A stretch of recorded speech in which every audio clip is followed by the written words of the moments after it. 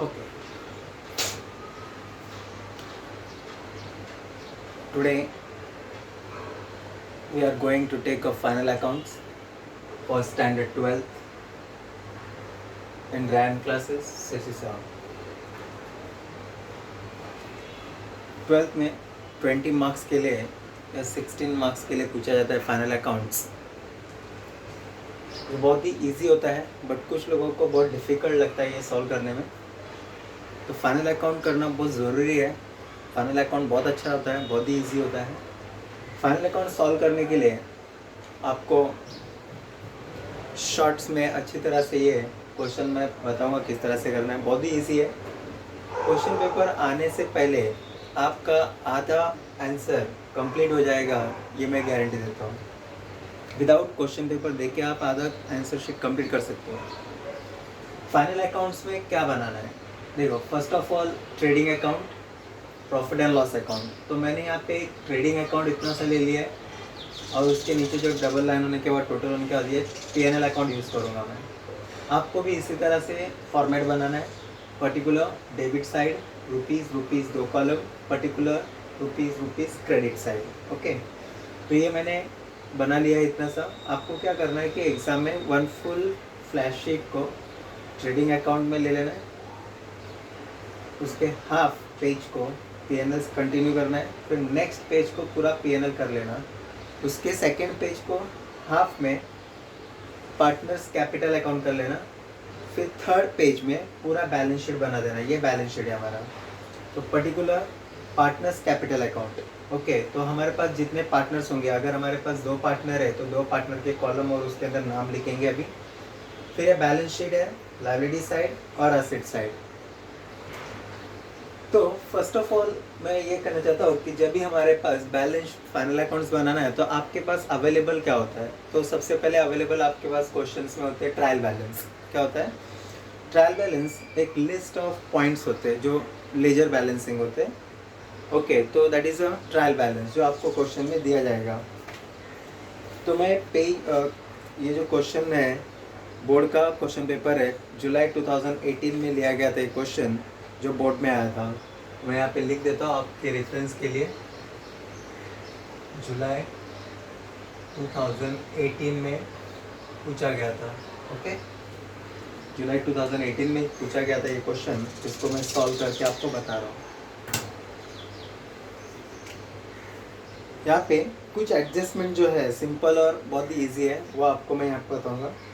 तो आपके पास क्वेश्चंस में ट्रायल बैलेंस होगा, जिस तरह से यहाँ पे मैं बता रहा हूँ आपको। देखो ये ट्रायल बैलेंस दिया गया है, ट्रायल बैलेंस एज ऑन 31 मार्च, है ना। तो ऐसे ट्रायल बैलेंस होगा। ओके, तो इस ट्रायल बैलेंस के साथ आपको कुछ एडजस्टमेंट दिए रहेंगे। क्या दिए रहेंगे? एडजस्टमेंट, जो आप क्वेश्चन पेपर आपके पास अवेलेबल रखना जब सॉल्व करते हो। क्या मेरा वीडियो जब आप देखते रहेंगे तो आप क्वेश्चन पेपर अपने पास रख लिए। क्वेश्चन पेपर मैंने दिया है, जुलाई 2018 का ये सॉल्यूशन कर रहा हूँ मैं आपके लिए। तो करना क्या है, जब आपके पास ट्रायल बैलेंस आ रहा है तो मैंने कहा था कि मैं हाफ क्वेश्चन पहले ही सॉल्व कर दूंगा एग्जाम पेपर आने से पहले। ओके, तो एग्जाम पेपर आने से पहले वो सॉल्व करेंगे। मैं आपको बताता हूँ कि ट्रायल बैलेंस, जितने भी ट्रायल बैलेंस के आइटम्स होते हैं, डेबिट वाले आइटम हमेशा डेबिट में ट्रांसफ़र करना है, क्रेडिट वाले item always on credit side. याद रखना, ये मेरा डेबिट साइड है, यहाँ पे लिखा है डेबिट साइड है यहाँ तक, और ये क्रेडिट साइड है यहाँ तक। ओके, याद रखना डेबिट ट्रायल बैलेंस के आइटम ओनली 1 and 1 इफेक्ट। कितने इफेक्ट होंगे ट्रायल बैलेंस का? Only 1 and 1 effect. डेबिट वाला आइटम डेबिट में लिखना है, क्रेडिट वाला आइटम क्रेडिट में पोस्टिंग करना है। ये हो गया। ट्रायल बैलेंस का इफेक्ट एक ही बार आएगा, उसको डबल इफेक्ट नहीं करना है। ओके, और जो नीचे एडजस्टमेंट होते हैं, याद रखना जो एडजस्टमेंट होते हैं, एडजस्टमेंट, तो एडजस्टमेंट के इफेक्ट डबल होते हैं, डबल ट्रिपल इस तरह से कर सकते हैं। तो ज़्यादातर एडजस्टमेंट के इफेक्ट डबल होंगे। कितने होंगे? डबल इफेक्ट होगा। अगर एक डेबिट होता है तो दूसरा क्रेडिट होगा, ये माइंड में सेट कर लेना। ओके, क्या कहा मैंने? ट्रायल बैलेंस को posting 1 and only 1 time. Trial balance के जो पोस्टिंग्स होते हैं, ये सपोज डेबिट है और ये हमारा क्रेडिट है। यहाँ पे लिखा नहीं है debit credit, but you have to understand. यहाँ पे अगर 2 अमाउंट कॉलम दिया है तो एक डेबिट कॉलम होगा और एक क्रेडिट कॉलम होगा। तो जो डेबिट के अमाउंट्स है वो डेबिट साइड में पोस्टिंग करना है, और जो क्रेडिट का है वो क्रेडिट साइड में ही पोस्टिंग करना है। ओके, और जो एडजस्टमेंट होते हैं, एडजस्टमेंट के डबल इफेक्ट होते हैं। कितने इफेक्ट होंगे? Double effect. तो मैं क्या करूँगा, तो आपके लिए यहाँ पे इसका ये ट्रायल बैलेंस दिया गया मिस पाटिल एंड देसाई का, तो हम लोग यहाँ पे नाम लिख देने का, जिसके भी कंपनी का नाम होगा, तो यहाँ पे पाटिल एंड देसाई। ओके, तो यहाँ पे एडजस्ट कर लिया मैंने, आप ज़रा अच्छे से कर दीजिएगा। तो यहाँ पे पार्टनर्स के नाम, पार्टनर कैपिटल अकाउंट है हमारे पास, हम लोग यहाँ पे लिख देंगे, हमारे पास है पाटिल और देसाई है। ओके, पाटिल एंड देसाई, तो पाटिल और यहाँ पे देसाई। क्लियर हो गया? इस तरह से हमने बना लिया। और 2016 trading and profit and loss account for the year date कौन सा है? मार्च 2016। तो यहाँ पे भी पाटिल एंड देसाई था, Patil and Desai as on March 2016, ऐसे लिख देना है। ओके, ये हो गया हमारा लिखा हुआ फॉर्मेट। किस तरह से फॉर्मेट बनाना है, मैंने कहा था कि एक पूरा पेज लेना है बोर्ड का, उसको ऊपर के 10 लाइन छोड़ के 10 लाइन में ट्रेडिंग अकाउंट बनाइए, फिर उसके नीचे जो भी आएगा वो P&L अकाउंट। नेक्स्ट पेज पे जाना है, नेक्स्ट पेज का जो हाफ पूरा पेज लेना है आपको, हाफ से ज़्यादा, तो लेके वहाँ पे जो नीचे का पार्ट बचेगा उसमें 8 लाइन का जो रहेगा वो पार्टनर्स कैपिटल अकाउंट बना लो, जो 8 लाइन्स का है। तो इसका मतलब हमारा क्या हो जाएगा, ये हाफ पेज फर्स्ट पेज का ट्रेडिंग अकाउंट, उसके नीचे का P&L कंटिन्यू हो जाएगा नेक्स्ट पेज पे, फिर उसके लास्ट जो नेक्स्ट पेज जो सेकंड पेज है उसका 8 जो लाइन होगा पार्टनर्स कैपिटल का होगा। फिर जो थर्ड पेज बनेगा आपका वो पूरा फुल बैलेंस शीट बनाना है, आधा कट मत करना, बैलेंस शीट पूरा फुल होना चाहिए, इसलिए मैंने थर्ड पेज पे चला गया। अंडरस्टैंड? ये लायबिलिटी है और ये एसेट है। मैंने कह दिया कि ट्रायल बैलेंस का फर्स्ट इफेक्ट हो डेबिट का डेबिट में ट्रांसफ़र, क्रेडिट का क्रेडिट में ट्रांसफ़र, एडजस्टमेंट डबल इफेक्ट होने चाहिए। ओके, वीडियो ज़रा लॉन्ग बनेगा, बट आप लोग ज़रा इसे अच्छी तरह से देखेंगे तो समझ में आएगा। तो मैं अभी स्टार्ट करूँगा। देखो, ट्रेडिंग अकाउंट है, तो ट्रेडिंग अकाउंट में स्टार्ट होता है टू ओपनिंग स्टॉक। कहाँ से स्टार्ट होगा? टू ओपनिंग स्टॉक ये कर दिया। फिर टू परचेज, क्या लिखा मैंने यहाँ पे? परचेज। उसके अंदर अगर लेस रिटर्न है, रिटर्न्स, तो यहाँ पे हम लोग रिटर्न लिख देंगे। ओके, तो जो पहला आने वाला है ना क्वेश्चन, बिना क्वेश्चन में वो सारी चीज़ें यहाँ पे लिख के ले रहा हूँ, जो मैंने क्वेश्चन पेपर देखा भी नहीं है, ध्यान में देना मैं क्या कर रहा हूँ। देखो, ओपनिंग स्टॉक लिख दिया, परचेज लिख दिया, लेस रिटर्न्स कर दिया। तो क्रेडिट में लिखते हो बाय लिखना है, क्या लिखना है? बाय, बाय सेल्स और लेस रिटर्न। ओके, ये मैंने यहाँ पे कर दिया। जब भी किसी को टिक मार्क होगा ना तो उसका अमाउंट अंदर लिखना है, जिसको टिक मार्क नहीं है वो आउटसाइड। बताओ मैं टिक मार्क क्या होता है? तो पहले सिर्फ मैं फॉर्मेट फिलअप कर रहा हूँ, तो आप में भी क्या करना है, क्वेश्चन पेपर जैसे ही आपके पास आंसर शीट आ गया तो पहले opening stock to purchase, debit में लिखते हो हमेशा टू लिखना है, याद रखना। क्रेडिट में लिखते हो हमेशा बाय बाय होता है, तो कुछ बचेगा कर दे, उधर भी टू इधर भी टू, ले भाई चलो चलते रहो अपना कहानी, है कि नहीं? तो ऐसा करना नहीं है आपको, ध्यान में रखना। डेबिट में टू और क्रेडिट में बाय बाय करना है। तो यहाँ पे हम लोगों ने opening stock to purchase less returns कर दिया, बाय सेल लेस रिटर्न कर दिया। एक में 2 लाइन 3 लाइन छोड़ना है और उसके इस तरह से बाय क्लोजिंग स्टॉक, क्या लिख दिया मैंने यहाँ पे? क्लोजिंग स्टॉक लिख दिया, याद रखना, क्लोजिंग स्टॉक। फिर ये हमारा P&L अकाउंट है, यहाँ पे मैं कुछ नहीं करूँगा, क्वेश्चन के हिसाब से करना चाहिए पहले तो, बट नहीं कर रहा हूँ, तो यहाँ पे इधर हमने कर दिया। फिर ये पार्टनर्स कैपिटल है, पार्टनर कैपिटल बता दो बाद में। फिर हम लोग यहाँ पे आए तो इधर मैं हेडिंग में कैपिटल लिख देता हूँ, क्या लिख देंगे हम लोग यहाँ पे? कैपिटल। कैपिटल लिखने का मेरे पास पार्टनर के कैपिटल के नाम कौन है? देसाई और पाटिल और देसाई। मैं यहाँ पे लिख देंगे पाटिल एंड देसाई, नाम लिखना है, याद रखना, बाकी कुछ नहीं करना है, नाम लिखना है। पाटिल देसाई लिख दिया। और यहाँ पे क्या है तो मुझे कुछ पता नहीं है, यहाँ पे सिर्फ ये स्टार्टिंग के लाइन छोड़ के लास्ट के जो हमारे पास टैली करने के लिए 7-8 लाइन नीचे रहेगा वहाँ पे लिखने का क्लोजिंग स्टॉक, क्या लिखना है? इतना लिख दिया। और यहाँ पे पार्टनर्स कैपिटल के इधर by balance carry down brought down कर लो। Okay, by balance brought down कर दिया। अब हम स्टार्ट करेंगे क्वेश्चन के लिए। अब क्वेश्चन स्टार्ट करेंगे। क्वेश्चन में मैंने कहा था कि आपको क्या मिलेगा, इस तरह से एक ट्रायल बैलेंस मिलेगा क्वेश्चन पेपर में और सम एडजस्टमेंट। अब देखो एडजस्टमेंट कैसे, मैंने कहा था कि टिक करना है, जिसको टिक किया जाएगा वो अंदर लिखना है, एक लाइन नीचे लीव करने का उसके, और आउट कॉलम में आंसर आएगा। तो हमारे पास दिया closing stock in hand adjustment में, closing stock in hand valued ₹61,000, ये फर्स्ट एडजस्टमेंट है। क्लोजिंग स्टॉक के लिए कोई भी इफेक्ट करना, ऐसा मतलब टिक मार्क करने के लिए कोई ज़रूरत नहीं है। ओके, तो क्लोजिंग स्टॉक नॉर्मल दिया है आपको, जैसे ये closing stock in hand valued ₹61,000, तो एडजस्टमेंट है, करेंगे। Good distributed as a free sample were 3000, ये सेकेंड एडजस्टमेंट है, उसके लिए भी टिक मार्क नहीं आएगा। आउटस्टैंडिंग सैलरी, तो उसके लिए आएगा, तो सैलरी जहाँ पे सैलरी को टिक मार्क कर लेना। ओके, आउटस्टैंडिंग सैलरी है, जहाँ पे ट्रायल बैलेंस में, जहाँ पे ट्रायल बैलेंस में सैलरी लिखा होगा ना, उस सैलरी को टिक मार्क करना। ओके, फिर है प्रोवाइड रिजर्व फॉर डाउटफुल डेब्ट एट 5% ऑन सन्ड्री डेटर, तो ट्रायल बैलेंस में जहाँ पे भी डेटर होगा ना, तो उसको टिक मार्क कर लेना, डेटर्स को। ओके, फिर depreciate machinery at 5% per annum, तो जहाँ पे डेप्रिसिएशन मशीनरी होगा, जहाँ पे ट्रायल बैलेंस में जहाँ पे मशीनरी होगा, उस मशीनरी को टिक करना है। क्लियर? तो हमने टिक मार्क कर लिया। तो टिक मार्क, क्लोजिंग स्टॉक का टिक मार्क नहीं आता, जब अगर हमारे पास उसके ऊपर परसेंटेज वाइज ऐसा कुछ क्वेश्चन दिया रहेगा तो टिक मार्क आएगा, अदरवाइज डायरेक्ट अमाउंट लिख सकते हैं। Good distribute as a free sample, इसके लिए भी टिक मार्क नहीं है, तो हम डायरेक्ट कर सकते हैं, बताऊंगा। आउटस्टैंडिंग सैलरी, तो हमारे पास ट्रायल बैलेंस में सैलरी दिया है, तो उसको टिक मार्क करेंगे।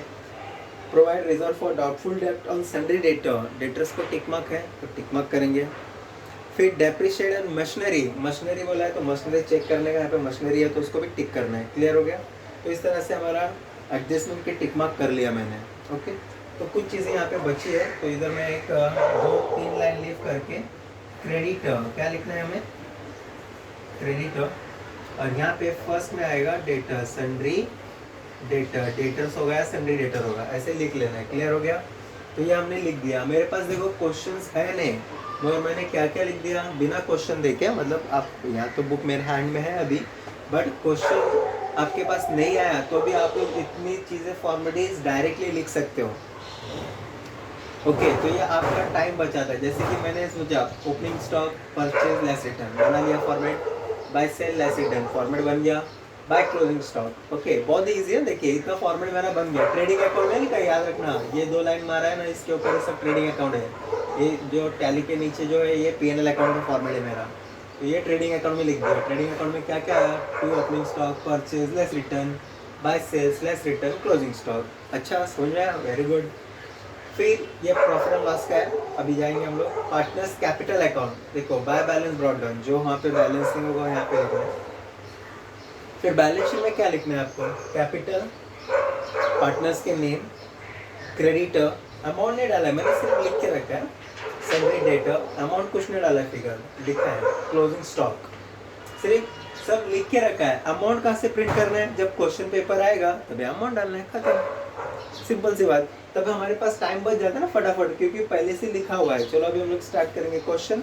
ट्रायल बैलेंस आपके पास रहेगा, आपने अगर लिया रहेगा तो क्वेश्चन पेपर आपको मैंने कहा है कि ये वाला क्वेश्चन पेपर मैं सॉल्व कर रहा हूँ जुलाई 2018 का। ओके, ध्यान देना, जुलाई 2018 का ये सोल्यूशन कर रहा हूँ मैं। ओके, तो मैंने कहा था अभी ट्रायल बैलेंस स्टार्ट करेंगे, और ट्रायल बैलेंस उल्टा सीधा नहीं करना है आपको। अगर एक बार आपने डेबिट साइड पूरा देखा है तो पूरा डेबिट कंप्लीट होने तक क्रेडिट के ऊपर जंप नहीं करना है, ध्यान देना। और ट्रायल बैलेंस का ओनली वन इफेक्ट स्टार्ट करेंगे।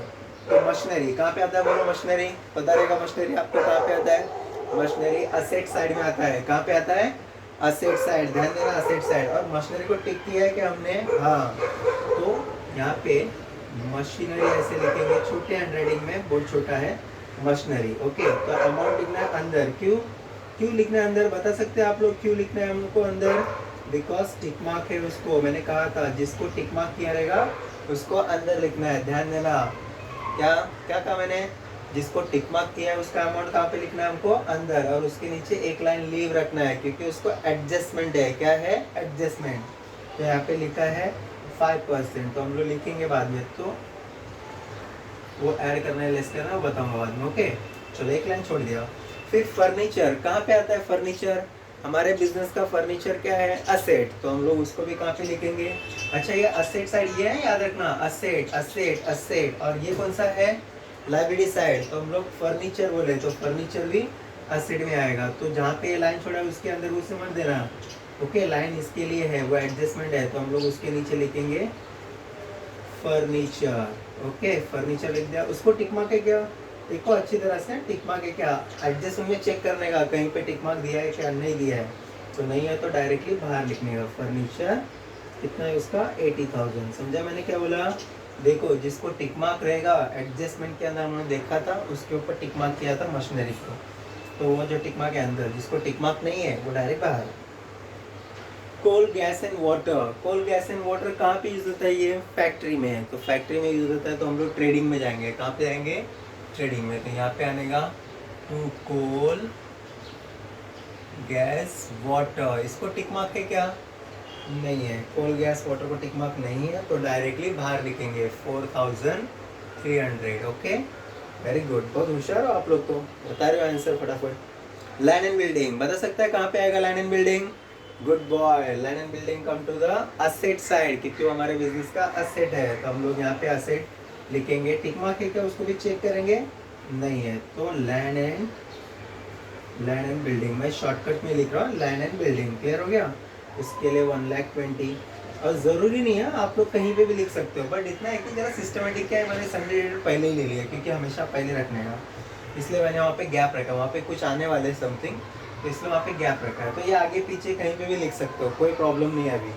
देखो लैंड एंड बिल्डिंग फर्नीचर मैंने आउटसाइड लिख दिया क्योंकि उसके अंदर एडजस्टमेंट नहीं है, और लाइन वाइज है ना, याद रखना, हम लोग ट्रायल बैलेंस का मैंने ये पूरा खत्म करने के बाद इस साइड जाऊंगा, नहीं तो इधर का एक ऐसा करने का नहीं, पूरा एक खत्म होने का। अब हमारे पास लैंड बिल्डिंग हो गया। परचेज दिख रहा है क्या, मैंने पहले कहीं पे लिखा है ऐसे लगता है मुझे, आपको भी दिखता होगा, कहाँ पे लिखा है बता सकते हो क्या, वेरी गुड, देखो trading and profit and loss में है, ट्रेडिंग का हमारा ये है ना, तो यहाँ पे लिखा मैंने टू परचेज। अब बोलोगे एडजस्टमेंट में तो कुछ नहीं दिया वहाँ पे, तो भी हमें यहाँ पे लेस रिटर्न लिखा है ना, इसलिए परचेस को अंदर रखना है, तो परचेस की वैल्यू 2,32,000 है, तो अंदर, क्योंकि यहाँ पे लेस रिटर्न उसका एडजस्टमेंट है, ओके, इसलिए अंदर रखना है। रिटर्न्स हुआ या नहीं हुआ, नहीं हुआ तो हम लोग बताएंगे क्या करना है, अगर नहीं रिटर्न है तो पूरा का पूरा आउटसाइड आएगा, ओके, तो इसलिए मैंने अंदर ही रखा उसको। फिर है postage and Telegram.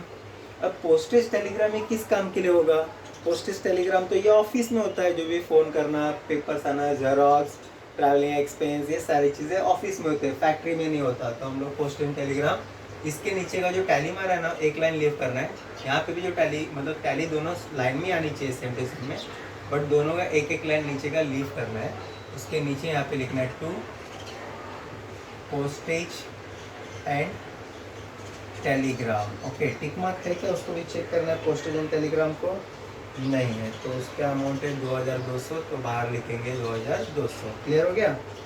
Export duty कहाँ पे आएगी है, ये भी हमारे एक्सपोर्ट ड्यूटी कहाँ पे आती है, प्रॉफिट एंड लॉस में आएगा, क्योंकि P&L एक्सपेंसेस है। एक्सपोर्ट ड्यूटी टिक मार्क है क्या, नहीं है, तो उसको भी बाहर लिखेंगे 15,500। इम्पोर्ट ड्यूटी आता होगा ना, तो ट्रेडिंग में जाएगा, याद रखना। वेजेस एंड सैलरी कहाँ पे आए हम लोग, वेजेस एंड सैलरी ये आएगा ट्रेडिंग अकाउंट में, तो यहाँ पे लिखेंगे to wages and salary. Salary को देखो टिक मार्क था, बराबर, हाँ ध्यान दिया, गुड, टिक मार्क था, तो टिक मार्क है तो उसको अंदर लिखेंगे 31,000। Okay, salary, wages and salary. एक बात बता दूं मैं आपको, अगर वेजेस एंड सैलरी है ना तो वो ट्रेडिंग में लिखना, और अगर पहला सैलरी फिर वेजेस होगा तो वो P&L में लिखना, ध्यान देना। क्या बोला मैंने क्या बोला, अगर वेजेस एंड सैलरी आता है तो वो ट्रेडिंग में लिखना है, अगर सैलरी पहला आ रहा है बाद में वेजेस आ रहा है तो आपको P&L में लिखना है। समझा माइंड में क्या बोला मैंने, एक छोटी सी पॉइंट है, वेजेस एंड सैलरी आ रहा है तो ट्रेडिंग, गुड, और सैलरी एंड वेजेस आया तो P&L। ओके, अभी हमारे पास टिक मार्क में दिया है आउटस्टैंडिंग सैलरी, इसलिए यहाँ पे अंदर लिख दिया मैंने अमाउंट, अगर नहीं दिया रहता तो जिस तरह से बाहर मैंने कहा है, जिसको टिक मार्क नहीं है वो आउटर कॉलम में, जिसको टिक मार्क है वो इनर कॉलम में, क्लियर हो गया। फिर रेंट एंड टैक्सेस, रेंट हम लोग किराया ये सब ऑफिस से जाता है, तो इसलिए टू रेंट एंड टैक्सेस, कितना है रेंट एंड टैक्सेस, 7,200। ओके, ये हो गया हमारा। कैश इन हैंड असेट, अच्छी बात है, गुड बॉय। तो हम लोग यहाँ पे लिख देंगे cash in hand. Cash in hand कितना है? 58,000। ओके, हो गया।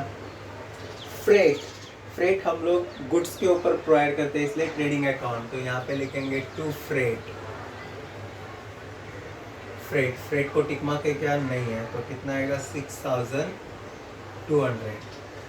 Prepaid rent, any trial balance में अगर कोई प्रीपेड आ रहा है, कोई भी प्रीपेड हो, prepaid rent, prepaid insurance, prepaid wages, prepaid salary, कुछ भी आएगा, अगर ट्रायल बैलेंस में प्रीपेड है तो वो डायरेक्ट असेट है। कहाँ पे है? असेट। तो यहाँ पे लिख देते हैं हम लोग प्री पेड रेंट, मतलब पेड इन एडवांस हो गया ना, तो कोई टिक मार्क नहीं है उसको, तो सीधा बाहर लिखेंगे 3,600। ओके। फिर सन्ड्री डेटा, तो असेट देखो मैंने पहले से लिखा हुआ है सन्ड्री डेटा, सिर्फ अमाउंट भरना है, बट डेटर को टिक मार्क है क्या चेक करना है। हाँ टिक मार्क है, टिक मार्क है, तो हम लोग अंदर लिखेंगे 76,000। ओके, टिक मार्क है, तो जिसको टिक मार्क है इसको अंदर लिखेंगे 76,000। सैलरी, सैलरी कहाँ पे आती है? सैलरी कहाँ पे आएगी? सैलरी आएगी पीएनएल अकाउंट। कहाँ पे आएगी सैलरी? पीएनएल अकाउंट पे आएगी। तो सैलरी अलग से सैलरी दिया है यहाँ पे, वेजेस एंड सैलरी भी दिया है और सैलरी भी दिया है, ध्यान देना। तो हम लोग यहाँ पे टू सैलरी करेंगे, तो सैलरी को टिक मार्क कितना है? 4,200 है। ओके, तो एक काम करेंगे, वेजेस एंड सैलरी को टिक मार्क नहीं है, पहले क्वेश्चन हम लोगों ने वेजेस एंड सैलरी सोचा है और यहाँ पे सैलरी एक अलग से है, तो दोनों अलग अलग दिया है, तो हम लोग सैलरी को टिक मार्क करेंगे, वेजेस एंड सैलरी को आउटर कॉलम में लिख देंगे। ओके, तो इसको हम लोग क्या कर देंगे? आउटर कॉलम में देख लेंगे। क्वेश्चन रीड नहीं है तो इसलिए, तो वेजेस एंड सैलरी और सैलरी दोनों अलग अलग दिया है ना, तो अगर वेजेस एंड सैलरी और सैलरी भी है, देखो वेजेस एंड सैलरी भी लिखा है और सैलरी भी दिया है, दो हमारे पास ऑप्शन दिए हैं, और टिक मार्क में सिर्फ सैलरी बोला है, तो वेजेस के साथ नहीं करना है, सैलरी के साथ करना है, तो इसलिए टिक मार्क। तो ये वाला अमाउंट हम अंदर लिख देंगे और इस वाले अमाउंट को सॉरी वो बाहर लिखेंगे और इसको अंदर लिखेंगे, मतलब इसके ऊपर टिक मार्क है। ओके, चलिए सैलरी हो गया। ओपनिंग स्टॉक, ओपनिंग स्टॉक हमारे पास लिखा हुआ है, ओपनिंग स्टॉक देखो, और इसको टिक मार्क नहीं होता, डायरेक्ट आउटर कॉलम में लिखना है 39,000, याद रखना, ओपनिंग स्टॉक ट्रेडिंग के डेबिट साइड में। फिर डिस्काउंट है, डिस्काउंट हमने दिया है तो हमारे लिए लॉस है, तो डिस्काउंट अलाउ किया हमने, तो वो हमारे बिजनेस का लॉस है, तो यहाँ पे लिखेंगे to discount allow. Okay, discount allowed है, कितना डिस्काउंट अलाउड है? 5,800। ये हो गया हमारा पूरा, मैंने debit side trial balance complete कर लिया। ओके, देखिए वेरी सिंपल है, लाइन टू लाइन जाना है आपको, कभी भी आगे पीछे नहीं करना है। जो डेबिट में है मैंने सारे डेबिट में लिखे, सारे जो भी डेबिट्स में थे, तो ये आप बोलोगे ये तो इधर गया, तो असेट साइड का हमेशा ऑलवेज डेबिट बैलेंस होते हैं, इसलिए ये असेट, यहाँ पे हम लोग क्रेडिट और डेबिट नहीं लिखते, डेबिट क्रेडिट नहीं लिखा जाता, बैलेंस शीट में लायबिलिटी और असेट होता है, जो असेट साइड होता है वो डेबिट बैलेंस होता है, जो लायबिलिटी साइड होता है वो क्रेडिट बैलेंस होता है, इसलिए मैंने पूरा जो था वो मैंने कंप्लीट कर लिया। अब हम लोग आएंगे क्रेडिट साइड में। ओके, क्रेडिट साइड में आएंगे, ट्रायल बैलेंस के क्रेडिट साइड में चेक करेंगे हम लोग। तो क्रेडिट साइड में क्या दिया गया है? Partners capital account. Okay, capital account दिया तो वो बाय बैलेंसिंग है, तो बाय बैलेंस ब्रॉट डाउन कर लेंगे हम लोग। कितना दिया है? पाटिल के अकाउंट में डाल देना है 2 लाख और देसाई के अकाउंट में डालना है 1,50,000। क्लियर हो गया। सेल्स, सेल्स दिया है हमारे पास, कहाँ पे दिया सेल्स बता सकते हैं क्या? हाँ बता सकते हैं, ट्रेडिंग के क्रेडिट साइड में बाय सेल्स लिखा है, इंटरनल लिखना है, तो 3,30,000। ओके, ये हो गया 3,30,000। सैलरी क्रेडिटर, क्रेडिटर्स लिखा है कि हमने कहीं पे? हाँ लिखा है ना, लायबिलिटी साइड में लिखा है, देखिए, तो इसको भी हम लोग आउटर कॉलम में लिख देंगे, उसके ऊपर कोई टिक मार्क नहीं है, टिक मार्क नहीं है तो बाहर लिख देना है। ओके, फिर बैंक लोन, कोई भी लोन लिया मतलब हमारे ऊपर कर्जा हो गया, इसलिए लायबिलिटी साइड में आएगा, हम लोग यहाँ पे लिख देंगे बैंक लोन, कोई टिक मार्क है नहीं है, तो 40,000। ये हो गया हमारा पूरा कंप्लीट ट्रायल बैलेंस। तो ट्रायल बैलेंस का हम लोग ने पोस्टिंग कर दिया है। वेरी नाइस, बहुत अच्छा लगा, आपने ट्रायल बैलेंस का पोस्टिंग कर लिया हम लोग ने, है ना? आपको भी अच्छा लगा रहेगा। पूरा मैंने जो डेबिट वाले थे सारे डेबिट में पोस्टिंग कर लिया है। ओके, और जो क्रेडिट था capital account by balance note down कर लिया, कैपिटल अकाउंट जो भी रहेगा बाय बैलेंस ब्रॉट डाउन करना है यहाँ पे, क्योंकि पार्टनर कैपिटल अकाउंट बनाया हमने, बाय बैलेंस ब्रॉट डाउन कर दिया पाटिल और देसाई। ओके, फिर उसके बाद हमारे पास सेल्स आया। सेल्स हम लोग कहाँ पे लिखा था पहले से, तो इंटरनल में लिखना है क्योंकि टिक मार्क है। ओके, फिर creditor, sundry creditor, creditor is a liability side, तो आगे क्रेडिटर्स में बैंक लोन, हमने लोन दिया है क्रेडिट साइड में तो हमने दिया है, डेबिट साइड में अगर दिया तो असेट साइड में ट्रांसफर, क्योंकि हमने दिया है किसी को और ये हमने लिया है, बैंक लोन मतलब हमने लिया हुआ है, तो इसलिए क्रेडिट में, टिक मार्क नहीं है तो आउटसाइड में। ओके, तो ये हो गया हमारा balance, trial balance complete. Okay, अब ट्रायल बैलेंस कंप्लीट हो गया तो हम कहाँ पे जाएंगे, एडजस्टमेंट पे जाएंगे। कहाँ पे जाना है आपको, एडजस्टमेंट पे जाना है। देखो एडजस्टमेंट वेरी इजी और सिंपल होता है, बहुत ही इजी एंड सिंपल। एक बात बताओ, मैंने एडजस्टमेंट ना पहले ही कर दिया, पहला वाला जो मेरा सबसे फेवरेट है, सबसे फेवरेट मज़ेदार है, सारे एक्चुअली सारे फेवरेट्स ही है, बट ये सबसे उसमें सबसे अच्छा फेवरेट और बहुत ही ईजी होता है। ओके, जो आपको ऑटोमेटिकली 1-2 मार्क्स का जो एडजस्टमेंट है कंप्लीट पूरा मार्क्स दे देगा। सबसे पहले देखो क्लोजिंग स्टॉक, वही मेरा फेवरेट स्टॉक है, फेवरेट है। Stock in hand was valued 61,000, कितना है 61,000। क्लोजिंग स्टॉक, एडजस्टमेंट के इफेक्ट कितने होने चाहिए, मैंने कहा था डबल, एक डेबिट होता है तो दूसरा क्रेडिट होगा, याद रखना। एडजस्टमेंट के इफेक्ट कितने होंगे, डबल होंगे, कितने होंगे, डबल। एडजस्टमेंट के इफेक्ट हमेशा डबल होते हैं, अगर एक डेबिट होगा तो दूसरा क्रेडिट होगा। तो मैंने क्लोजिंग स्टॉक का एडजस्टमेंट ना पहले ही मार के रखा है कंप्लीटली, बहुत स्मार्ट है हम लोग, समझेगा।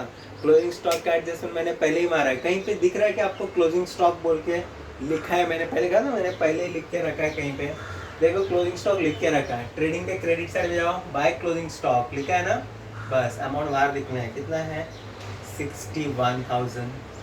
और कहाँ पे लिख रहा है, असेट साइड में स्टॉक इन हैंड, तो वहाँ पे लिखना है 61,000। क्लियर हो गया, देखा। क्लोजिंग स्टॉक का इफेक्ट बता सकते हो, एक ट्रेडिंग के क्रेडिट साइड में और दूसरा असेट साइड में, याद रखना, ट्रेडिंग के क्रेडिट साइड में और दूसरा असेट साइड में। कौन सा, क्लोजिंग स्टॉक। क्लोजिंग स्टॉक का एडजस्टमेंट बताएंगे मुझे, कहाँ पे आएगा पहला इफेक्ट, ट्रेडिंग के क्रेडिट साइड, ट्रेडिंग के क्रेडिट साइड, ट्रेडिंग के क्रेडिट साइड, और दूसरा असेट साइड, कहाँ पे आएगा, असेट साइड। दो इफेक्ट हो गए क्लोजिंग स्टॉक के, दो इफेक्ट, ट्रेडिंग के क्रेडिट साइड और असेट के असेट साइड में आएगा क्लोजिंग स्टॉक। क्लियर हो गया। देखो क्लोजिंग स्टॉक का दो इफेक्ट कौन बताएगा, बता सकते हैं मुझे, जल्दी से जल्दी। वेरी गुड, बहुत अच्छी तरह से सब लोग, अरे वाह क्या आंसर बता रहे हैं। तो ट्रेडिंग के क्रेडिट साइड में एक और असेट में एक। क्लोजिंग स्टॉक पहले से लिखा हुआ है मैंने, आपको भी पहले से लिखना है, बाय क्लोजिंग स्टॉक और असेट साइड में क्लोजिंग स्टॉक। सिर्फ आपको क्या करना है, अमाउंट फिल करना है क्लोजिंग स्टॉक का। ओके, इसमें एक छोटा सा पॉइंट है, मैं अभी एक्सप्लेन करूँगा, फिर नेक्स्ट क्वेश्चन अगर आपका आया तो मैं नेक्स्ट क्वेश्चन और एक एक्सप्लेन करूँगा। क्लोजिंग स्टॉक में अगर दो अमाउंट दिया, सपोज मैं यहाँ पे थोड़ा सा लिख लेता हूँ, शॉर्टकट में आपको बता दूँ। क्लोजिंग स्टॉक ऐसे सपोज है, तो या आगे कुछ भी लिखा हुआ है, मैं सिर्फ अमाउंट लिख रहा हूँ डायरेक्टली। ओके, क्लोजिंग स्टॉक 30,000 एक है और समझो एंड 37,000 है। ओके, दो अमाउंट दिया आपको, एक उसको कहते हैं मार्केट प्राइस और कॉस्ट प्राइस, ऐसे दिया रहेगा। ओके, मार्केट प्राइस और कॉस्ट प्राइस दो दिया है तो एडजस्टमेंट में। क्लोजिंग स्टॉक में दो प्राइस दिया है, एक कॉस्ट प्राइस और एक मार्केट प्राइस। अज्यूम करना है क्वेश्चन का। ओके, तो हम कौन सा अमाउंट लिखेंगे, दो अगर अमाउंट दिया रहेगा तो बहुत जन कन्फ्यूजन होते हैं कौन सा लिखने का। तो मैं कहता हूँ कि ज़्यादा आँख बंद करके ना कुछ नहीं सोचने का, विच एवर इज लोअर, दोनों में से कौन सा छोटा लग रहा है, ये लग रहा है, तो वो अमाउंट लिख देना है। समझा क्या बोला मैंने, अगर एक ही है तो कुछ प्रॉब्लम नहीं है, जो है वही लिखना है। अगर हमारे पास दो अमाउंट आया क्लोजिंग स्टॉक में एडजस्टमेंट में, तो दोनों में से जो छोटा अमाउंट होगा, स्मॉल अमाउंट, ओके क्या आएगा, स्मॉल अमाउंट। तो अभी जैसे 30 या 37 लिखा है, तो कौन सा छोटा है 30, तो 30 लिख देने का। समझा, यस गुड। किसी को डाउट है तो पूछ सकते हैं, नहीं है तो फिर आगे बढ़ते रहेंगे। ये हो गया मेरा क्लोजिंग स्टॉक का पहला एडजस्टमेंट। ओके, फिर हम जाएंगे good distributed as a free sample. देखो very good distributed as a free sample. तो ये adjustment goods distribute as a free sample में बांटना, कंपनी फ्री में बांट रही है। क्यों बांट रही है फ्री में, बता सकते हैं कोई, क्यों कंपनी फ्री में अपने सामान बांटती रहती है, क्या कारण हो सकता है। बहुत सारे लोग आपने देखा रहेगा, कंपनी फ्री है, घर में आके देते, यूज़ करो, फ्री है। Why, because of advertisement. Good, बहुत सही आंसर दिया आपने। एडवर्टाइज कर रही है कंपनी, क्या कर रही है, अपने प्रोडक्ट का एडवर्टाइजिंग कर रही है। बट प्रोडक्ट तो जा रहा है ना बिजनेस में से, तो कभी भी याद रखना, बिजनेस से कभी भी प्रोडक्ट जाता है तो हम लोग लिखेंगे क्रेडिट साइड में, by goods distributed free sample, okay लिख देने का। Good distributed as a free sample लिख दिया, कितने का 3000 का फ्री में बांट दिया। Good distributed as a free sample लिख दिया क्रेडिट साइड में। और सेकेंड इफेक्ट क्या किया उन्होंने, एडवर्टाइज किया ना, तो ऑफिस में आएगा वो P&L account debit side to advertisement, advertise clear हो गया, एडवर्टाइज किया गुड्स कितना 3000। समझा क्या किया मैंने। देखो कोई भी गुड्स के बारे में, गुड्स बिजनेस से बाहर जा रहा है, गुड्स बिजनेस से बाहर जा रहा है, कभी भी गुड्स के बारे में अगर बिजनेस से बाहर जाता है credit side by goods distributed as a free sample, और फ्री सैंपल में बांट रहे इसका मतलब एडवर्टाइज हुआ, तो इसलिए प्रॉफिट एंड लॉस में आएगा टू एडवर्टाइज, कहाँ लिखना है टू एडवर्टाइज लिख दिया गुड्स 3000, ओके। सेकेंड एडजस्टमेंट था ये हमारा। सेकेंड एडजस्टमेंट क्या था हमारा, ट्रेडिंग के क्रेडिट साइड और P&L के debit side to advertisement, okay 3000 का ये सेकेंड एडजस्टमेंट। फिर आउटस्टैंडिंग सैलरी। अच्छा आउटस्टैंडिंग सैलरी मतलब क्या, आउटस्टैंडिंग मतलब बाहर खड़ा है ना, हाँ आउटस्टैंडिंग है, चलो गो आउटस्टैंड मतलब बाहर खड़े रहो, है ना, ऐसे नहीं। आउटस्टैंडिंग का मतलब होता है या तो पैसा आने वाला है या तो पैसा देने वाला है। तो मैंने कहा था फर्स्ट लेक्चर में 11 के लेक्चर में मैंने कहा था कि अपने आप को समझना है बिजनेसमैन। जब हम लोग अकाउंट सॉल्व करते हैं तो अपने आप को बिजनेसमैन समझना है। तो आउटस्टैंडिंग सैलरी, तो मुझे सैलरी, मैं बिजनेसमैन हूँ तो मैं सैलरी देने वाला हूँ ना, क्या लेने वाला रहूँगा, देने वाला रहूँगा, बिकॉज मैं बिजनेसमैन हूँ, सैलरी देना है मुझे। तो आउटस्टैंडिंग सैलरी मतलब जो सैलरी बाकी है वो मुझे देना है। कितना सैलरी है उसकी आउटस्टैंडिंग देना बाकी है अभी 900 देना है ना मुझे, देना है तो क्या करना पड़ेगा, ऐड करना है, लेस करना पड़ेगा, सैलरी में ऐड करके देंगे हम लोग। तो यहाँ पे आएगा जो सैलरी में टिक मार्क किया ना उधर जाना है, ऐड आउटस्टैंडिंग सैलरी, कितना आउटस्टैंडिंग बाकी है उसका 900 रुपया ऐड करेंगे तो टोटल हो जाएगा 5100। समझा टिक मार्क का क्या कंडीशन था, जो हम लोगों ने एक लाइन लीव रखा था सैलरी में, तो सैलरी उसको 4200 है मगर उसका पिछला भी सैलरी 900 रुपया बाकी हमारे पास, तो इसलिए वो आउटस्टैंडिंग सैलरी दिखा है। तो सैलरी हमें आउटस्टैंडिंग देना है उसको, तो देना है तो ऐड करना है, ऐड आउटस्टैंडिंग सैलरी। तो ये आउटस्टैंडिंग सैलरी की जगह में रेंट हो सकता है, पोस्टेज हो सकता है, प्रीपेड इंश्योरेंस हो सकता है ना। तो सैलरी, रेंट, वेजेस ऐसे कोई भी आउटस्टैंडिंग हो सकती है। तो सबके लिए सेम, आउटस्टैंडिंग आया तो समझ जाना सबके लिए सेम है। आउटस्टैंडिंग आया तो ऐड करना है, क्या करना है, फर्स्ट इफेक्ट ऐड करना है, जिसमें भी रहेगा आउटस्टैंडिंग उसमें ऐड करना है। सैलरी दिया था 4200, उसमें ऐड आउटस्टैंडिंग सैलरी 900 ऐड करके बाहर लिख देना, हो गया ये। फिर आउटस्टैंडिंग हमें देना है ना, इट्स अ लायबिलिटी, क्या हो जाएगा, तो यहाँ पे आएगा आउटस्टैंडिंग सैलरी। कितना आउटस्टैंडिंग सैलरी है 900 रुपीज़, पूरा नहीं, सैलरी कितना आउटस्टैंडिंग देना बाकी था 900, तो यहाँ पे लिख दिया हम लोगों ने आउटस्टैंडिंग सैलरी 900। इफेक्ट समझा, एक ऐड हुआ और दूसरा लाइबिलिटी साइड में चला गया, देना बाकी है। जब भी आएगा कोई भी आउटस्टैंडिंग होगा तो लाइबिलिटी साइड होगा, कहाँ पे होगा, लाइबिलिटी साइड। आउटस्टैंडिंग एक्सपेंसेस है तो लाइबिलिटी साइड में, इनकम में रहेगा तो क्रेडिट साइड में, असेट साइड में जाएगा, कहाँ पे आएगा, असेट साइड में।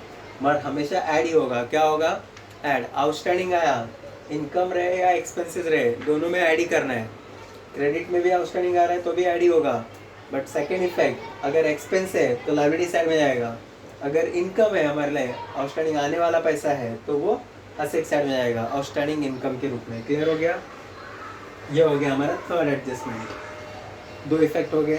फिर है प्रोवाइड रिजर्व फॉर डाउटफुल डेब्ट ऑन सन्ड्री डेटर, डेटर्स के ऊपर बोला है, तो डेटर हमारे पास इधर है, तो ये आएगा प्रोवाइड। रिजर्व मतलब लॉस हो रहा है हमारा, कुछ लॉस होने का अनुमान है, तो हम लोग लिखेंगे RDD, रिजर्व फॉर डाउटफुल डेब्ट। कितना परसेंट बोला उसने, 5% बोला, तो इसका 5% निकालना है आपको, ओके 5% निकालना है। कितना आएगा 5% रिजर्व फॉर डाउटफुल डेब्ट का, तो 3800 आएगा। कितना आएगा 3800 माइनस करेंगे हम, तो उसमें से आएगा 72,200। क्लियर हो गया, ये हो गया। अब रिजर्व फॉर डाउटफुल डेब्ट मतलब हमारे लिए लॉस हो गया ना, डेटर मुझे पैसा देना चाहिए 76,000, बट उसमें से हम लोगों ने डाउटफुल में रख दिया bad debt, reserve for doubtful डेब्ट, ओके।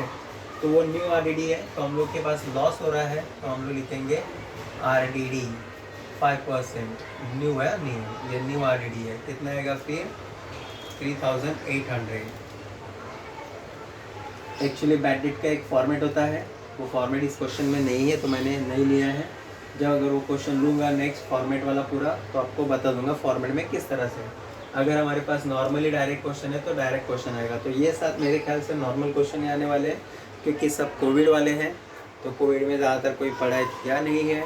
तो I think it's a very easiest, मुझे तो ऐसा लगता है कि यही क्वेश्चन आ जाए एग्ज़ाम में। हाँ, इंपॉर्टेंट क्वेश्चन, क्योंकि इतना कोई पढ़ा है नहीं ना, तो एग्ज़ाम कोई कॉलेज नहीं गया है ना कोई क्लासेस जा रहे हैं कहीं पे बच्चे, तो ज़्यादातर डिफ़िकल्ट क्वेश्चन नहीं पूछेंगे। तो आई थॉट कि मुझे लगता है कि यही एक सिंपल सा क्वेश्चन उनके पास है अवेलेबल, जो ये दे सकते हैं नॉर्मली, क्योंकि 11th स्टैंडर्ड में भी सेम था और 12th में भी थोड़ा बहुत सेम, तो यही क्वेश्चन आ सकता है, श्योर है। तो ये कर दिया मैंने। सन्ड्री डेटर लेस करना है, कोई भी रिजर्व रहेगा कभी भी तो लेस करके P&L account debit side. Okay, ये हो गया डेटर्स का। एक अभी कौन सा बचा है, डेप्रिशिएशन, फर्नीचर्स मशीनरीज का बचा है। डेप्रिशिएट मतलब कोई भी असेट्स की वैल्यू को कम करते हैं तो उसे डेप्रिशिएशन कहते हैं। तो असेट्स की वैल्यू कम हो रही है, डेप्रिशिएट। ओके, कितना परसेंट है, 5%। तो इसका 1,40,000 का 5%, 10% होता है 14,000, तो 5% होगा 7,000। कितना हो जाएगा उसका, 7,000। तो यहाँ पे आएगा 1,33,000 आउटसाइड में। Okay, depreciate. अभी ये तो नुकसान हो गया ना हमारी कंपनी का, depreciate the reduce profit and loss, loss में चला गया, तो ये हमारा कम हो गया। तो यहाँ पे आएगा to depreciation, depreciation on machinery. किसका था ये, मशीनरी का था। तो कितना मशीनरी का वहाँ पे डेप्रिशिएशन हुआ है हमारा, 7,000 हो गया, कंप्लीट। तो हमारे सारे पाँचों के पाँचों एडजस्टमेंट हमने कर लिए हैं। ये क्वेश्चन हमारा पूरा कंप्लीट हो चुका है। ओके, सारे एडजस्टमेंट मैंने कर लिए हैं। तो एडजस्टमेंट का फिर से एक बार मैं आपको बताता हूँ क्या है। क्लोजिंग स्टॉक कहाँ पे आएगा, ट्रेडिंग के क्रेडिट साइड में आएगा, और एक जाएगा asset side. Closing stock first effect हो गया। Second, good distribute as a free sample, free में बांटा हुआ है तो distribution goods, trading account credit side, good distribute as a free sample 3,000। और फ्री में बांटा है मतलब एडवर्टाइजिंग किया है, क्या किया है, एडवर्टाइज, तो हमारे P&L अकाउंट में आएगा टू एडवर्टाइज गुड्स 3,000 हो गया। सेकेंड एडजस्टमेंट हो गया। आउटस्टैंडिंग सैलरी, तो हमारे पास यहाँ पे कंफ्यूजन हो गए थे, सैलरी एंड वेजेस भी दिया था इसलिए मैंने यहाँ पे अंदर लिखा था, बट हमारे पास और एक सैलरी दिया है तो वो अलग से दिया है, तो यहाँ पे लिखा है। ओके, तो वेजेस एंड सैलरी अगर वो एक ही होता तो हम लोग यहीं पे एडजस्टमेंट करते, बट हमारे पास दो ही दिया है, तो ये एडजस्टमेंट यहाँ पे नहीं आएगा, ये अंदर डाल दिया मैंने, आउटसाइड डाल दिया। सैलरी P&L अकाउंट में गए, आउटस्टैंडिंग सैलरी बोला है, तो कोई भी आउटस्टैंडिंग देना बाकी है तो ऐड करेंगे, 900 ऐड किया। और liability side, second effect liability, कोई भी आउटस्टैंडिंग होगा तो ऐड करना है। अगर वो एक्सपेंसेस में है तो लाइबिलिटी साइड, अगर वो इनकम में है तो असेट साइड में आएगा। Okay, reserve for doubtful debt on debtor, तो सन्ड्री डेटर पे रिजर्व करना है, new RDD, reserve for doubtful debt 5%, तो इसका 5% निकालना है, 3,800 माइनस करके अमाउंट आ गया। ओके, बराबर है क्या, 3,500 बराबर है। ओके, ये हो गया। फिर ये न्यू RDD है, इसलिए P&L के डेबिट साइड में to reserve doubtful debt 5% new 3,800, ये हो गया। फिर हमारे पास डेप्रिशिएट मशीनरी, मशीनरी पे डेप्रिशिएट करना है। डेप्रिशिएट का मतलब होता है reduce the value of asset, assets की वैल्यू को रिड्यूस करना है। कितना रिड्यूस करना है, 5%। और मशीनरी हम लोग ने इंटरनल कॉलम में लिखा था, उसका 5% माइनस करना है। 1,40,000 का 5% आएगा, 7,000 माइनस करके पढ़ देना। और ये जो सेकेंड इफेक्टेड डेप्रिशिएशन वो कहाँ पे आएगा, P&L के debit side, to depreciation on machinery 7,000। तो इस तरह से मैंने पूरे क्वेश्चंस को 2016 का जो क्वेश्चन है, जुलाई 2018 का जो क्वेश्चन है, ये मैंने सॉल्व कर दिया है। अब इसे हम लोगों को क्या करना है, टैली करना है। Okay, very easy and simple. Tally भी कुछ लोग करते नहीं है, डायरेक्ट इतना पोस्टिंग कर दिया खत्म हो गया हमारा, है कि नहीं। नो, टैली करना बहुत ज़रूरी होता है।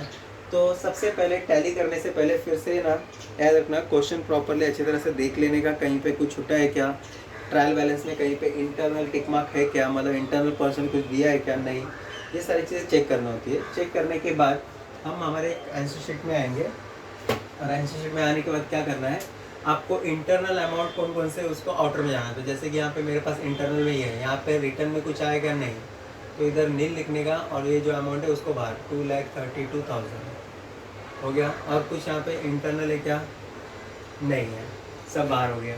यहाँ पे चेक करेंगे, यहाँ पे भी लेस को आया था क्या, नहीं आया।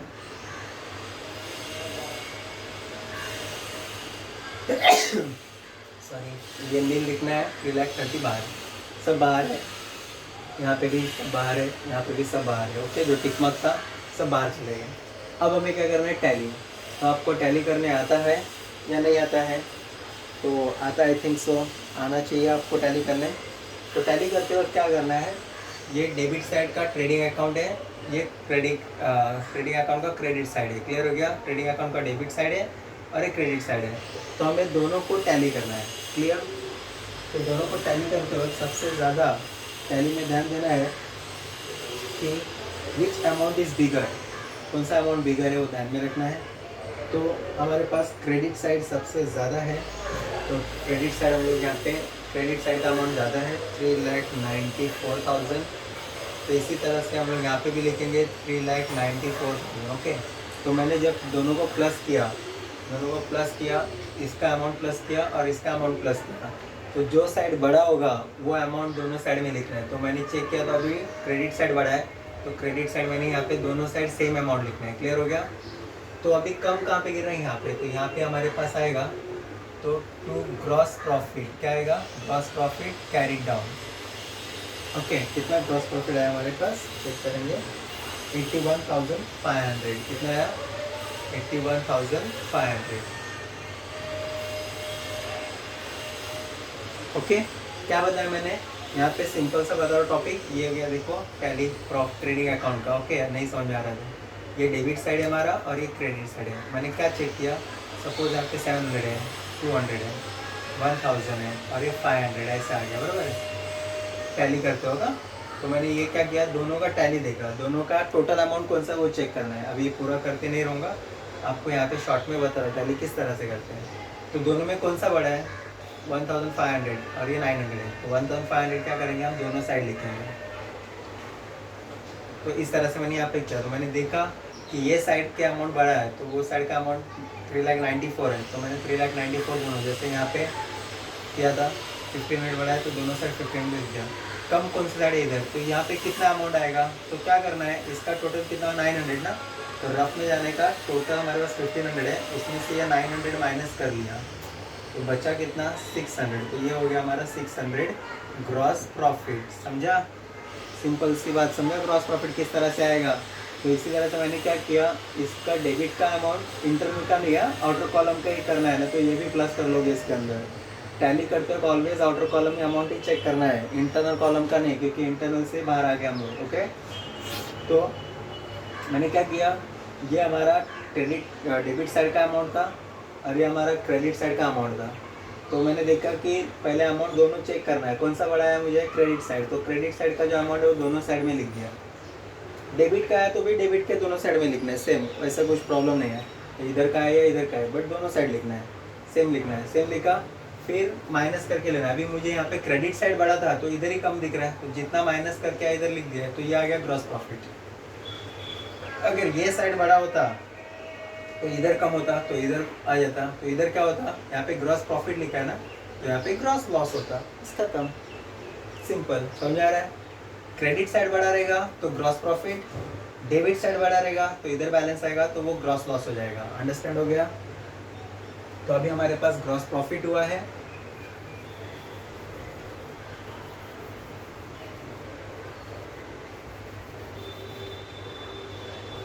ये ग्रॉस प्रॉफिट हो गया। ओके, तो ग्रॉस प्रॉफिट, अभी देखो मैंने कहा था टैली के नीचे एक एक लाइन लीव करना है, ज़्यादातर तो 2 लाइन लीव करना है, अभी मैंने एक ही लिखा है, तो 2 लाइन लीव करने का पेज, टैली के नीचे 2 लाइन, इधर के भी और इधर का भी। क्यों करने का था, क्योंकि ये जो ग्रॉस प्रॉफिट हुआ है वो यहाँ पे ब्रॉट डाउन आएगा, तो by gross profit brought down. Okay, कितना, 81,500, इसके नीचे लिखना है, तो ऊपर लिख दोगे खाली जगह बोल के। क्लियर हो गया? बहुत होशियार रहते बच्चे, है कि नहीं। तो जो ग्रॉस प्रॉफिट कैरी डाउन हुआ था 85,000, उसी को प्रॉफिट एंड लॉस में ट्रांसफर कर लिया हम लोगों ने by gross profit brought down. Okay, अब फिर क्या करना है, अब प्रॉफिट एंड लॉस को टैली करना है।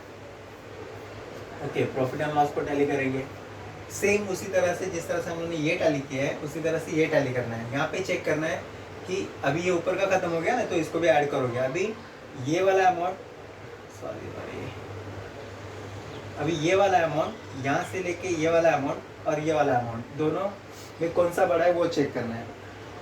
ओके, अभी दोनों में कौन सा बड़ा है हमारे पास? तो क्रेडिट साइड ही बड़ा है 81,500। ओके, तो यहाँ पे भी लिखेंगे 81,500। क्लियर हो गया? तो ये आ गया हमारा दोनों साइड में से बड़ा। बड़ा दोनों में से साइड कौन सा हो गया? यही बड़ा है, क्रेडिट वाला, ग्रॉस प्रॉफिट वाला अमाउंट। तो यही हम लोग दोनों साइड लिखते हैं। अब हमें बाय नेट प्रॉफिट क्या आएगा हमारे पास? नेट प्रॉफिट आएगा डिवाइडेड। ओके, नेट प्रॉफिट में तो पार्टनर दो है हमारे पास, तो दोनों में डिवाइड होगा, पाटिल और देसाई। ओके, तो अगर इनका रेशो दिया है हेडिंग में, क्वेश्चन में ट्रायल बैलेंस पढ़ते हो ध्यान देना है।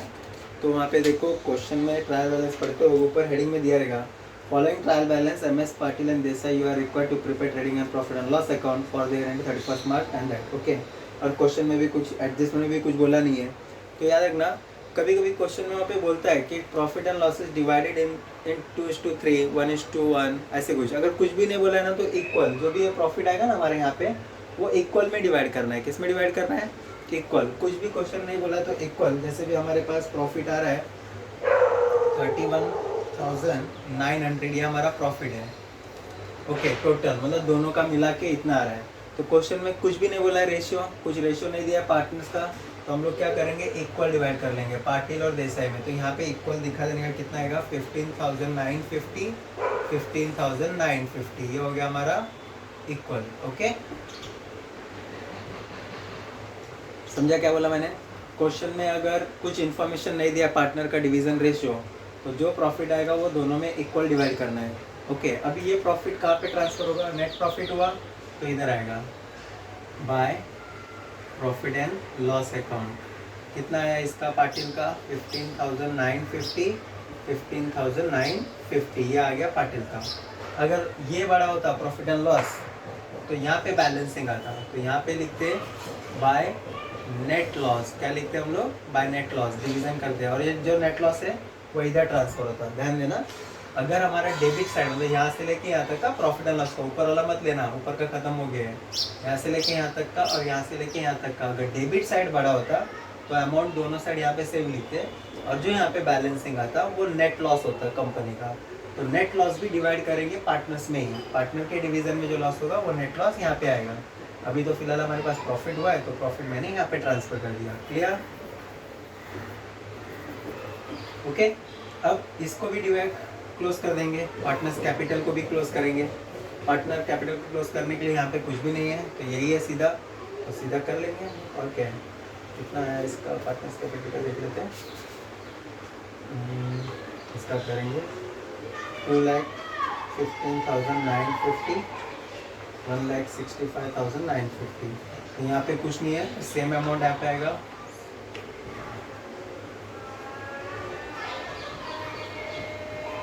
ओके, और यही बैलेंसिंग आएगा 1,65,950, 2,15,950।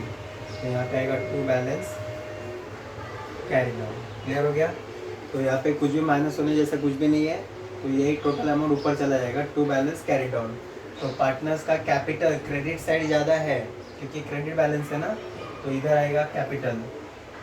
कैपिटल में आउटसाइड वाले कॉलम में लिखना है 2,15,950, 1,65,950। ओके, आ गया हमारा ये जो क्रेडिट साइड, अगर मतलब यहाँ इधर बैलेंसिंग आ रहा है तो इधर आएगा, अगर इस साइड बैलेंस आया तो असेट साइड में जाएगा। ध्यान देना।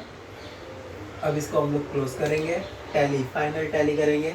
फाइनल टैली करते वक्त ध्यान देना है कि सारे अमाउंट बाहर आ चुके हैं क्या? ओके, आ चुके हैं। तो अब इसको फाइनल टैली करेंगे। फाइनल टैली का फाइनल बैलेंस शीट है हमारे पास 3,81,527, 5,27,800 है, 5,27,800 है। This is your answer. Okay, ये आपका फुल फ्लैश। अगर दोनों साइड टैली सेम, मतलब इसका टोटल और इसका टोटल सेम आया, तो समझ जाना आपका आंसर परफेक्ट है। ओके, राइट हो सकता है, परफेक्ट मतलब राइट हो सकता है, बिकॉज आपने अगर एडजस्ट डेबिट क्रेडिट का इधर उधर कर दिया रहेगा तो भी कभी कभी आंसर दोनों टैली सेम आते हैं, but credit amount debit amount में थोड़ा सा इधर का उधर करेंगे तो भी आ सकता है, ज़रूरी नहीं है। बट चेक करने के बाद एडजस्टमेंट प्रॉपरली अगर सही है तो दोनों अमाउंट या आंसर अगर आ गया, इसका मतलब आपका परफेक्ट आंसर ही है। मैं चाहता हूँ आपको समझा होगा बहुत ही। अगर आपको और कुछ क्वेश्चंस करने हैं तो मुझे कमेंट्स करिए, लाइक करिए। रैन क्लासेस शशि सर हमारा यूट्यूब चैनल है। तो ये ज़्यादातर जो नीडी बच्चे हैं, जो क्लासेस नहीं जा पा रहे हैं, उनको नहीं मिल रहा है एजुकेशन, तो उन बच्चों के लिए ये शेयर करो लिंक, और उन बच्चों की तरफ पहुंचाइए इस चैप्टर को, फाइनल अकाउंट जो मैंने किया है और अच्छी तरह से समझाता हूँ मैं। और कुछ डाउट्स है तो कमेंट में लिखिए, तो या और एक दो क्वेश्चन ले सकते हैं ऐसा बोलिए, तो मैं कर दूंगा ये क्वेश्चन फिर से, अदर दूसरा क्वेश्चन लेके समझाएंगे। और ये ऑनलाइन है, टोटली फ्री है। 12th स्टैंडर्ड के बच्चों को, 11th स्टैंडर्ड का भी है मेरे पास। आप टॉपिक डालेंगे तो आपको मिलते जाएंगे सीधा। आपको जो टॉपिक चाहिए, मीनिंग ये जो भी है हर सब्जेक्ट के, तो हर टॉपिक्स के, वो आपको मेरे इस रैन क्लासेस में मिलेंगे। और ये मैंने जुलाई 2018 का क्वेश्चन सॉल्व किया है। और बेसिक क्वेश्चन तो मैंने नहीं लिया है यहाँ पे डायरेक्टली, बिकॉज अभी एग्ज़ाम है, तो फिर एक एक क्वेश्चन आपको सिर्फ समझा रहा हूँ किस तरह से। आगे का क्वेश्चन नेक्स्ट क्वेश्चन रहेगा आपका नेक्स्ट लेक्चर में, तो इसको एक बार आप अपने बुक में नोट डाउन कीजिएगा तो आपको समझ में आ जाएगा। क्वेश्चन में है जुलाई 2018 बोर्ड का पेपर है, सॉल्व किया है, आप ध्यान से कर सकते हैं। Thank you. लाइक करें और शेयर करें इसे आगे। जो नीडी बच्चे हैं, जो क्लासेस नहीं जा सकते, उन बच्चों की तरफ ये 12th का पेपर है, फाइनल अकाउंट 12th का पेपर है, फाइनल अकाउंट, तो ये उनकी तरफ भेजिएगा। ओके, थैंक यू, धन्यवाद।